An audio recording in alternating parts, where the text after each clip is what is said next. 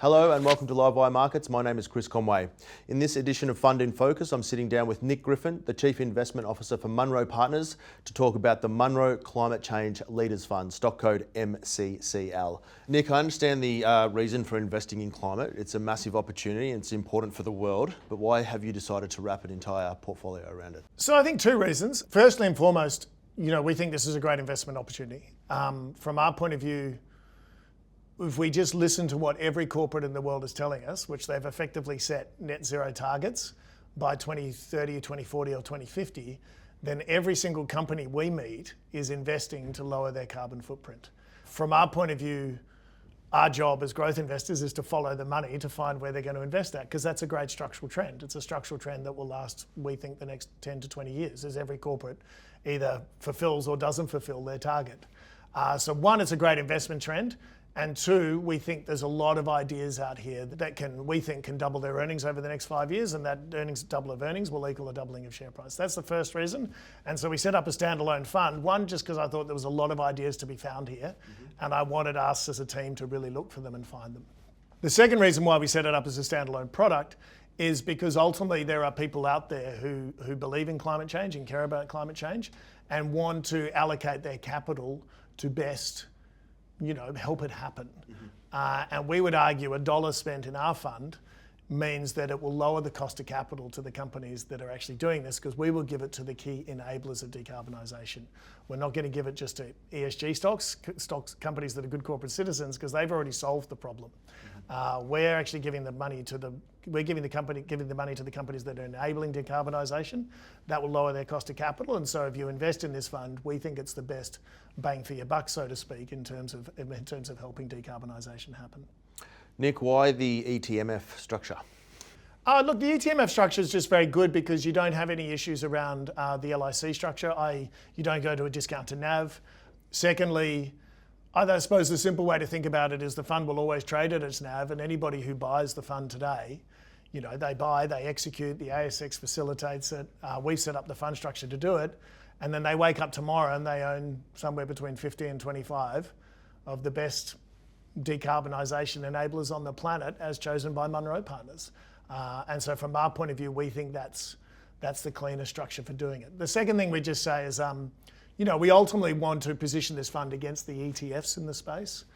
We think the ETFs in the space are good, but they're basically just taking an index of 100 stocks and saying these companies all claim to decarbonise, let's put them all in an index and let's invest. And so from our point of view, we think that our active management capabilities can outperform those ETFs. And so that's why we're going with a more concentrated, active managed style but is structured in exactly the same way as the other ETFs in the space. Nick, let's talk a little bit more about the parameters of the opportunity. You talked about longevity being multi-decade, size, scale, diversity, dispersion. How do they all warrant the case for investing in climate? Okay, so the size of the opportunity is ginormous. It's going to be somewhere between $50 and $100 trillion to decarbonise the planet. And it's going to be spent in all sorts of different areas. So that's $50 to $100 trillion over 30 years. And so that's $50 to $100 trillion of revenues to the companies that can help do this, or the enablers of decarbonisation. It's a very diverse opportunity. So you would meet companies, say Woolworths came in here and is trying to get its net carbon to zero, which it is. It will do that by making its stores more energy efficient, lighting, insulation, how they run the software that they use to run their stores. They'll do it with their fleet, so they'll do it with their cars, they'll do it with their trucks, and they'll do it with their purchases of renewable energy. They'll do it with how do they acquire more renewable energy. So this is a really diverse opportunity, covers a lot of different sectors and areas. And then the last thing I'd just say is, look, versus our other funds, which are probably more technology focused, the climate opportunity is more industrial focused. So you're really talking about companies that are making things and fixing things.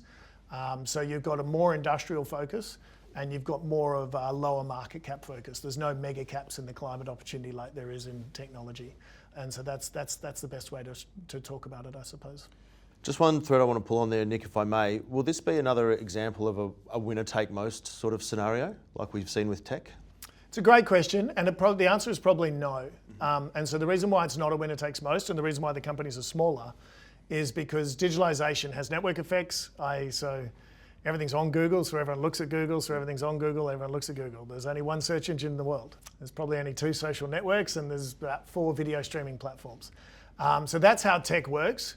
Decarbonisation is different. It's a physical opportunity. So we're looking at companies that have established presences, like in heating, ventilation and cooling, or in insulation, and they will have competitors.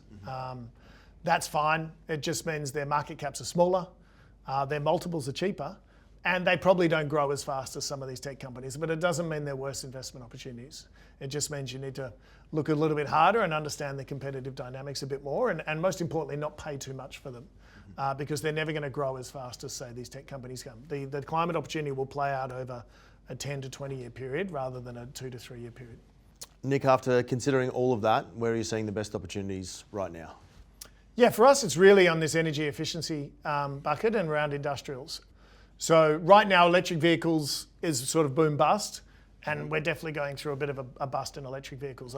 They've probably pulled the demand forward, and things are slowing there. Conversely, energy efficiency is becoming really important. And so this is where we're quite focused at the moment. Why is it becoming important? One, because you've got this huge data center build out happening.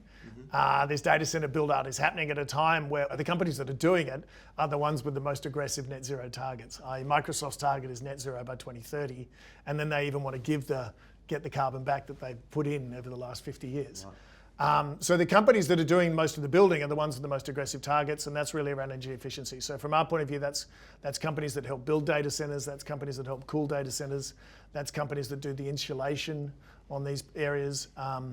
We're also looking at insulations around commercial office buildings.